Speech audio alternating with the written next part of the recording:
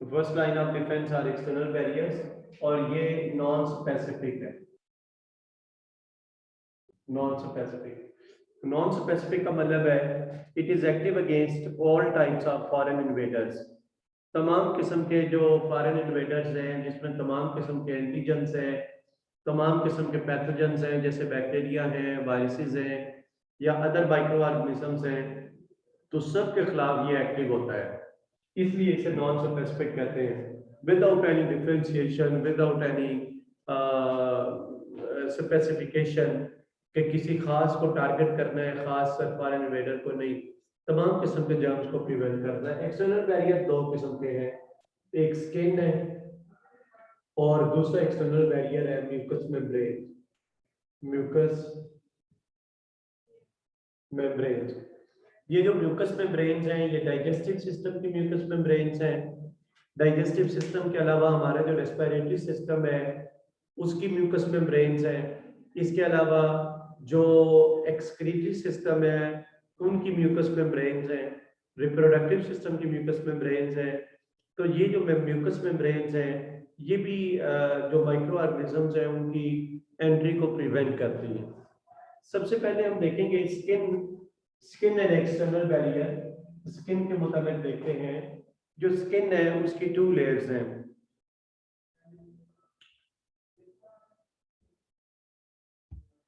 अगर हम स्किन देखें तो ये स्किन की एक्सटर्नल लेयर है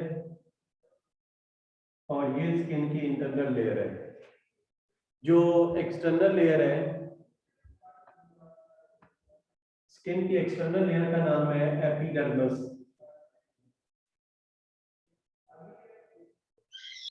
एपिडर्मिस। और ये इंटरनल लेयर है, इस इंटरनल लेयर का नाम है डर्मस। एपिडर्मिस एंड डर्मस, ये 2 लेयर्स हैं स्किन की। तो ये जो आउटर लेयर है, आउटर लेयर थिन है, कंपैरेटिवली आउटर लेयर थिन है। और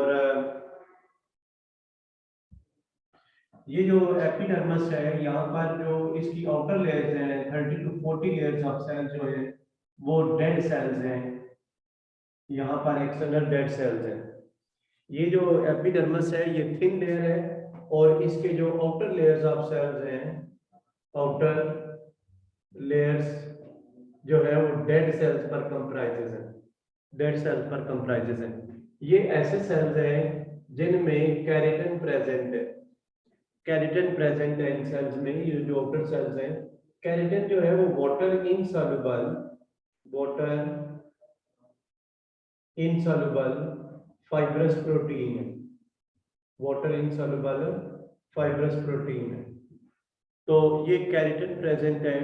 इसके अलावा जो outer surface of the skin है वो ड्राई है। Outer surface of the skin dry है और ड्राई होने की वजह से वाटर नहीं है, तो जब माइक्रोब यहाँ लैंड करते हैं तो वो वाटर की डेफिशिएंसी की वजह से उनकी डेथ हो जाती है। ये जो डर्मस है ये कंपैरेटिवली थिक लेयर है, इसमें डिफरेंट टाइप के स्ट्रक्चर्स हैं। जैसे ये ब्लड वेसल्स है, इसमें ये मैं कुछ नेम लिख देता हूँ, जैसे इसमें ब्लड वेसल्स हैं। इसके अलावा इसमें ये नर्व्स प्रेजेंट हैं। ब्लड वेसल के अलावा नर्व्स हैं।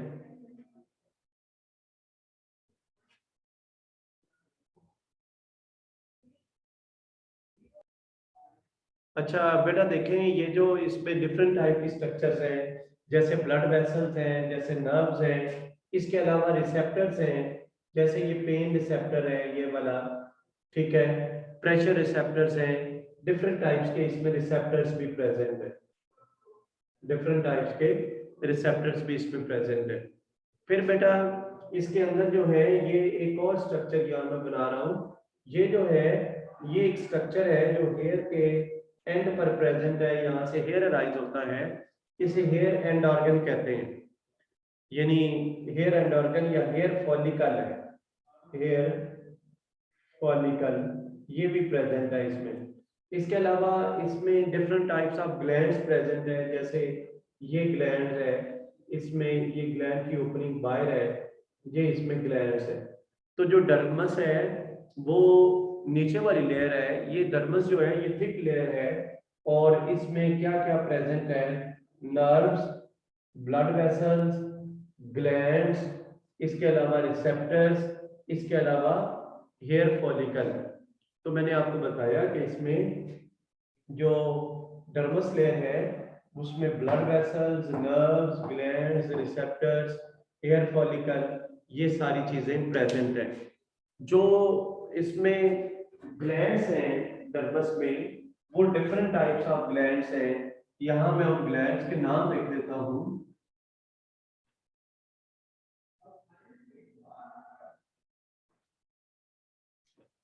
ग्लैंड्स में एक ग्लैंड्स हैं स्वेट ग्लैंड्स। ये जो स्वेट ग्लैंड्स हैं ये प्रोड्यूस करते हैं स्वेट, और इसके अलावा सेबेशियस ग्लैंड्स हैं। Sebaceous glands produce sebum. Sebaceous glands जो है ये सीबम प्रोड्यूस करते हैं। ये जो स्वेट है, स्वेट जो है वो सॉल्टिक सिक्रीशन है, वाटरी सिक्रीशन है, और स्वेट का जो मेन फंक्शन है वो थर्मो रेगुलेशन है। स्वेट का जो मेन फंक्शन है वो क्या है? Thermo regulation. यानी बॉडी जब हीट अप हो रहा होता है, जब बॉडी का टेम्परेचर ज्यादा हो रहा होता है, तो ये स्वेट प्रोड्यूस होता है, और इसको फिर एवेपोरेट करने के लिए बॉडी की हीट यूज होती है। तो इसका मेन फंक्शन होता है कि बॉडी के टेम्परेचर को कम करना। सीबम जो है ये ऑयली सिक्रीशन है। Sebum is oily secretion. अच्छा, कुछ लोगों की स्किन काफी ऑयली होती है, कुछ लोगों की स्किन ड्राई होती है, तो वो डिपेंड करता है कि ये स्पेशियस ग्लैंड्स जो है इनकी तादाद कितनी है और कितने एक्टिव है, उसके ऊपर डिपेंड करता है। ये जो सिक्रीशंस है ये स्किन के ऊपर प्रेजेंट होती हैं। इसमें नेचुरल एंटीबायोटिक होती है, जैसे लैक्टिक एसिड है। लैक्टिक एसिड ये नेचुरल एंटीबायोटिक है, और ये जो एंटीबायोटिक है kill germs present on the skin. Skin के ऊपर जो जर्म्स हैं उनको ये एंटीबायोटिक जो है वो किल कर देती है। ठीक है। अच्छा, अब क्वेश्चन ये है, यहाँ जो क्वेश्चन पूछा जाता है वो मैं यहाँ लिख देता हूँ। Why is skin regarded as why is skin regarded as impenetrable barrier? Impenetrable barrier against microbial invasion.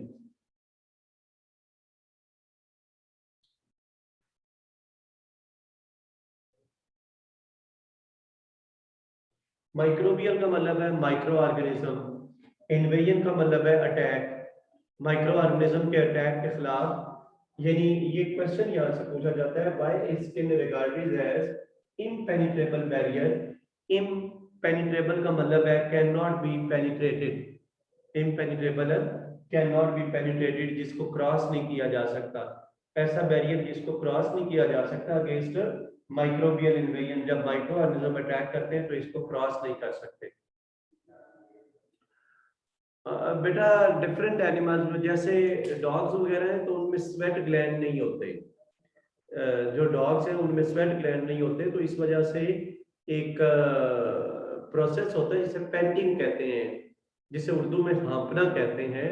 तो वो लंग्स के जरिए उनमें एवेपोरेशन हो रही होती है, हीट सांस के जरिए जब एयर बाहर आती है तो उसके साथ जो है वो हीट बाहर जा रही होती है।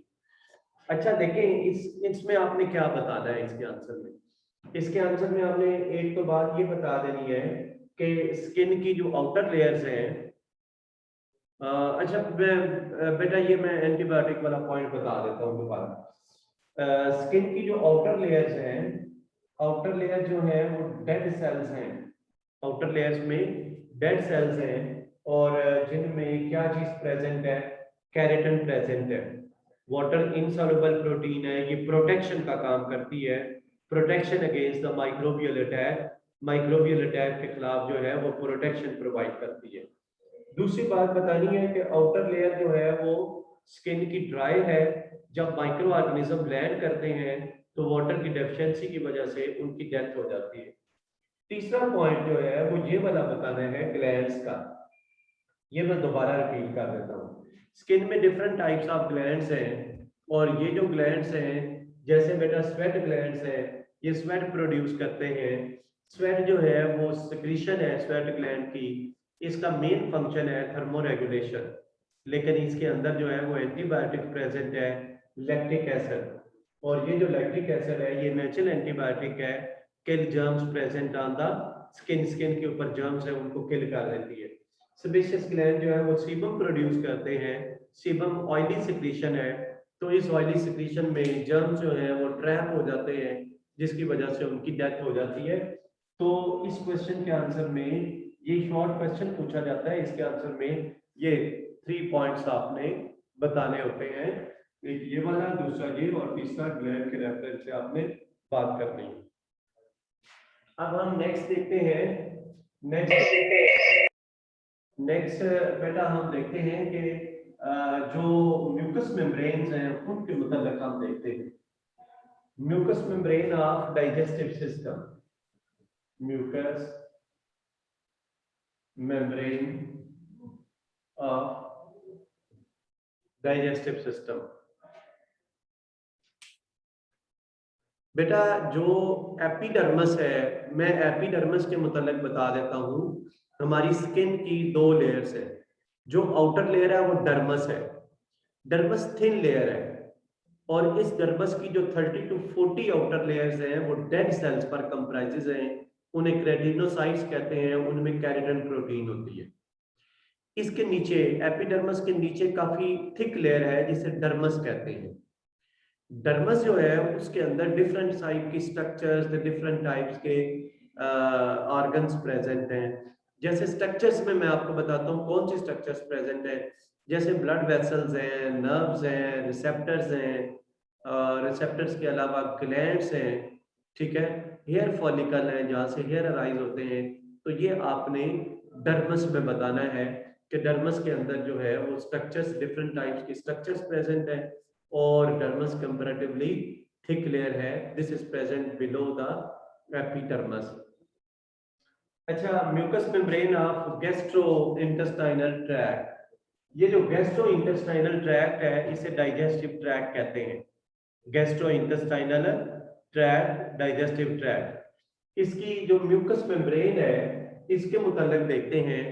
इसकी जो म्यूकस मेम्ब्रेन है इसके ऊपर जो है वो एक सिक्रीशन होती है म्यूकस की, और म्यूकस जो है वो form layer over the gastrointestinal internal surface of the gastrointestinal. ये जो म्यूकस है ये एक प्रोटेक्टिव लेयर बनाता है, और म्यूकस में से bacteria, germs can not pass through. इसमें से पास नहीं हो सकते म्यूकस में। तो म्यूकस एक प्रोटेक्टिव लेयर है, और इस म्यूकस जो है वो माइक्रो ऑर्गेनिज्म की एंट्री को प्रिवेंट करता है। फिर दूसरी बात जो है, जैसे स्टमक है, तो स्टमक में गैस्ट्रिक ग्लैंड्स हैं। स्टमक में गैस्ट्रिक ग्लैंड्स हैं। गैस्ट्रिक ग्लैंड में डिफरेंट टाइप्स के सेल्स होते हैं। जैसे मैं एक सेल्स का नाम लिखता हूँ, ये है पेराइटल सेल्स, या इन्हें क्या कहते हैं, ऑक्जेंटिक सेल्स। पेराइटल सेल्स या ऑक्जेंटिक सेल्स इन्हें कहते हैं। ये जो पेराइटल या ऑक्जेंटिक सेल्स हैं दे प्रोड्यूस ACL। ये ACL प्रोड्यूस करते हैं। ACL का फिर आपने बता देना है कि ACL जो है ये kill germs present in the food. जो कुछ हम खाते हैं तो उसके साथ जर्म्स भी चले जाते हैं। तो जब वो स्टमक में जर्म्स पहुंचते हैं तो ACL जो है वो उन जर्म्स को किल कर देता है। इसके अलावा और डिफरेंट टाइप्स ऑफ ग्लैंड्स हैं। जैसे ये जो ग्लैंड्स हैं, जैसे गैस्ट्रिक ग्लैंड है, जैसे पेनक्रियाज है, जैसे इंटेस्टाइन के अंदर ग्लैंड्स है। ये मैंने आपको बताया, गैस्ट्रिक ग्लैंड है, यहाँ गैस्ट्रिक ग्लैंड है, इसके अलावा पेनक्रियाज है, इसके अलावा इंटेस्टाइन की वॉल में ग्लैंड्स हैं। These glands secrete enzymes. ये एंजाइम्स सेक्रीट करते हैं, and enzymes also kill germs. Enzyme भी जो फूड में जर्म्स है उनको किल कर देते हैं, उनको डाइजेस्ट कर देते हैं। तो ये हमने बताना है कि mucous membrane of gastrointestinal tract act as impenetrable barrier against microbial invasion, micro organism के एंट्री के खिलाफ ये ऐसा बैरियर है जिसको वो क्रॉस नहीं कर सकते। तो उसमें आपने ये इस क्वेश्चन के आंसर में भी 3 पॉइंट्स होंगे। एक तो म्यूकस बता देना है कि म्यूकस जो है वो इंटरनल कवरिंग के ऊपर लेयर बनाता है जो प्रोटेक्शन का काम करता है, वो जो है वो बैरियर का काम करता है। फिर आपने बताना है स्टमक में जो है वो गैस्ट्रिक ग्लैंड्स हैं, पेराइटल या ऑक्सिंटिक सेल्स हैं, उनमें जो HCl प्रोड्यूस करते हैं, और HCl के अलावा germs present in the food के अंदर जो जर्म्स होते हैं उनको किल कर सकते हैं। फिर डिफरेंट टाइप्स के ग्लैंड्स हैं जो एंजाइम प्रोड्यूस करते हैं, these enzymes also digest the germs present in food.